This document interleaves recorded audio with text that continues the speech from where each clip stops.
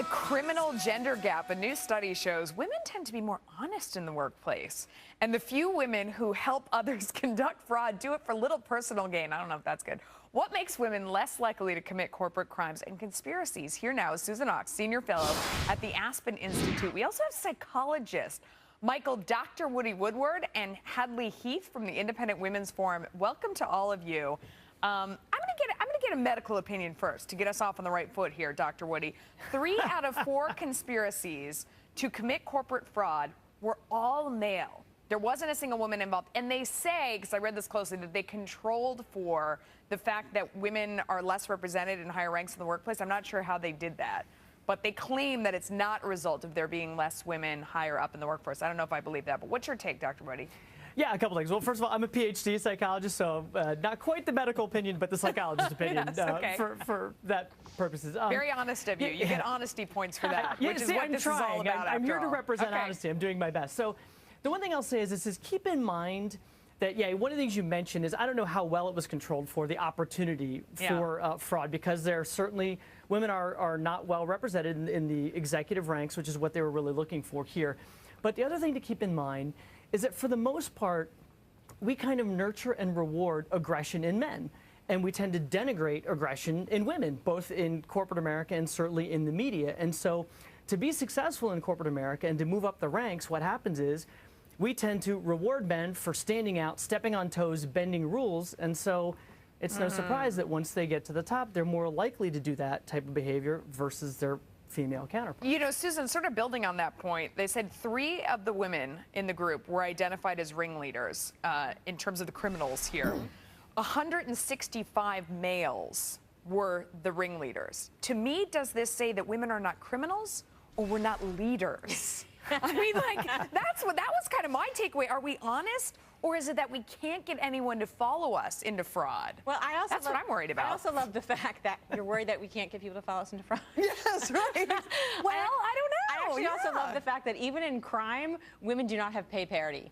Right, that's right. That's we're not reaping enough reward, ill-gotten gains from the same amount of crown. Now, one of the things to realize here is that we did have a number of what you would call high-profile or senior women who were involved in kind of wrongdoing recently. So there was the woman at MF Global. Now, was she the ringleader? Probably not, but she was the one that transferred the funds illegally. The CFO of Lehman Brothers was a woman.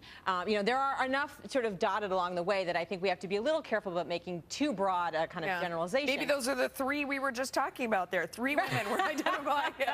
I don't know. Yeah. Hadley, more than half, I mean, this goes to another point that Susan just made. So more than half of the women who were involved in criminal acts made no profit, but 26% of the males earned between $500,000 and $1 million, and 33% of the men made more than $1 million. So the bottom line is the women who were involved weren't even profiting. There's not pay parity in crime either. Well, I think the pay parity question is a different topic entirely. I think the wage differences that remain among men and women in the workforce are largely attributable to other variables. Oh no, don't take that question seriously. Come on. I'm saying in this case that they're not right. They're certain we're disempowered even in a financial crime setting. I don't feel disempowered, but I think that in terms of high risk, high reward, men have a higher tolerance for risk. And this has more to do with, I believe, risk tolerance than it has to do with honesty or dishonesty. There are gender-based attitudes and behaviors that men exhibit and women exhibit in the workplace, just like we do outside of the workplace. But these statistics are consistent with other crime statistics. Men are more likely to be criminals in almost every area of crime.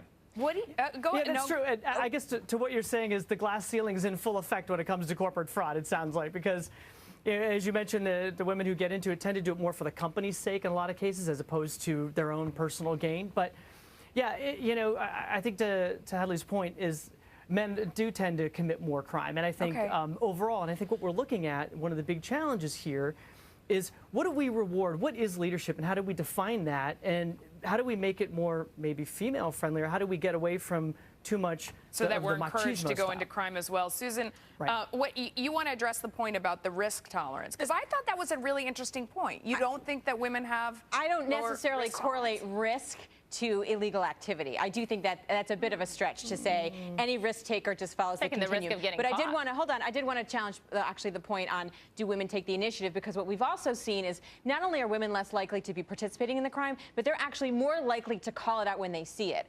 And I would say that's a different kind of personal risk that they take. If you think about the whistleblowers So in what does that Enron, tell you? What do you make in of it? Enron and WorldCom, in an FBI scandal recently, several years ago, they're the ones who step up and say that something bad's been happening here. So I don't think it's just about the glass ceiling, and I don't think it's just about a risk tolerance in the kind of traditional sense. You think we're just more honest? I do. Hadley, what do you think about that?